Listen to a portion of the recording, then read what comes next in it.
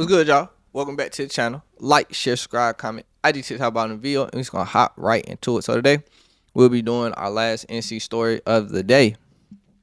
So today, we will be talking about Brian Reed Grant. So Brian Reed Grant, to start with, is a Fuquay Arena man that owns a home in Oak Island, and he was a former minor league baseball player who was drafted in 2002 by the Toronto Blue Jays. So what Brian Reed Grant, is, popular for right now is he is facing a charge of second-degree murder because he is connected to a deadly shooting of a locksmith. Now, that sounds crazy as hell.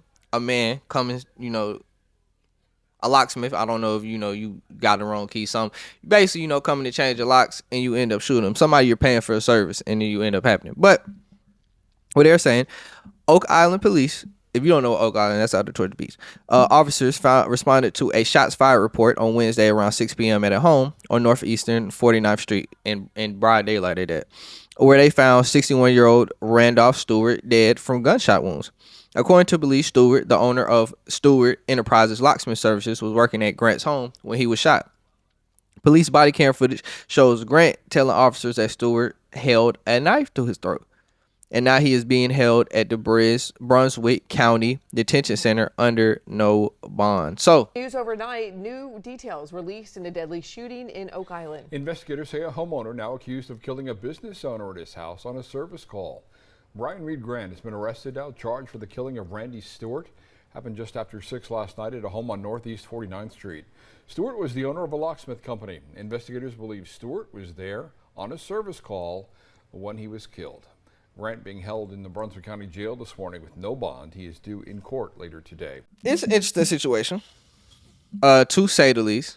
Obviously, we don't know exactly why, what they got into that made them, get into an altercation that felt that one, if he's being honest, that Stewart did put a knife to his neck. Obviously, if Stewart was going to, obviously Stewart, obviously threatened his life and he shot him in self-defense.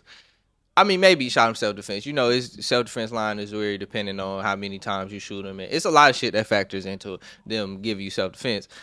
Obviously, the police at the time do not feel like this might have been self-defense because they obviously put him in jail with no bond at the time. So it is an interesting case. I'm really interested in what it is. But, obviously, as this case come on, especially with him, at one time being a draft pick and things of that sort, he'll, it'll be more details to come out of it and him being a business owner. So it's very interesting. But that's all I got to say, though. Like, share, subscribe, comment. IG, TikTok, bottom of the video, and we out.